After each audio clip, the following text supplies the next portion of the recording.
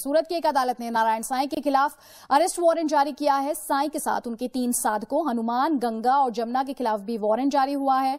सूरत की 2 बहनों ने नारायण साईं और उनके पिता आसाराम पर रेप का इल्जाम लगाया है।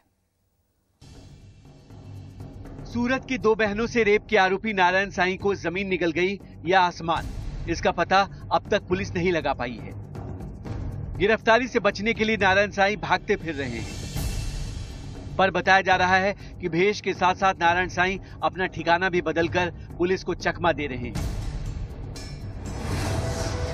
अब जरा गौर से देखिए इस गिरफ्तारी वारंट को। इसे जारी किया है सूरत की सीजेएम कोर्ट ने। इस वारंट में सूरत सिटी के एसीपी को साफ साफ कहा गया है कि जहांगीरपुरा थाने में सीआरपीसी की अलग अलग धाराओं में दर्ज एफआईआर के मामले में नारायण साईं को फौरन गिरफ्तार कर अदालत के सामने हाजिर करें।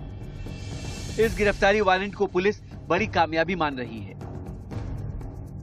सेक्शन 82 में ऐसा लिखा है कि अगर ये वारंट नहीं उसको बजे, उसको सर्व न हो, वो इंटेंशन से वो भागता फिरता है, तो उसको फरारी जाहिर करने के लिए, जाहिरनामा इशू करने के लिए वापस कोर्ट में एप्लीकेशन देनी पड़ती है।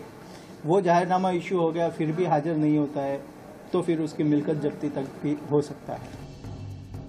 बड़ा सवाल यह है कि नारायण साईं अगर खुद को बेकसूर मानते हैं तो फिर सरेंडर कर कानूनी प्रक्रिया का सामना क्यों नहीं करते?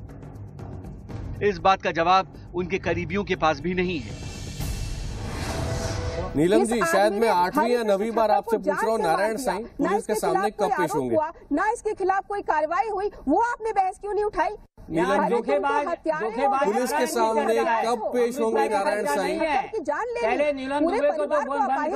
नीलम जी, आखिरी बार पूछ रहा हूँ, नारायण साईं कब पेश होंगे पुलिस के सामने? 50 करोड़ की फिरौती आश्रम से क्यों मांगी? अरे इस व्यक्ति ने 50 करोड़ लगता है नीलम जी का टैक्टिक बिल्कुल साफ है, वो ये कि दूसरे लोगों पर आरोप लगाते रहो लेकिन सवालों का जवाब मत दो। पुलिस साफ कह रही है कि अगर गिरफ्तारी वारंट की तामील नहीं होती है तो नारायण साईं की संपत्ति कुर्क भी की जा सकती है। 70 के वारंट के बाद ये है कि अब हम सभी स्टेट्स को इन्फॉर्म कर सकते हैं और वहाँ की पुलिस जो है इस वारंट का अमल करा सकती है। दूसरी बात यह है कि एब्सकॉन्डर जाहिर करने में इस चीज़ का मदद हमें होगा कि he is absconding the arrest. और तीसरी बात यह है कि अगर कोई भी नारायण साईं को खुद के घर में मदद करता है छुपने में, रहने में, किसी भी तरीके से, तो उसमें 212 के तहत हम ऑफेंस रजिस्टर कर सकते हैं।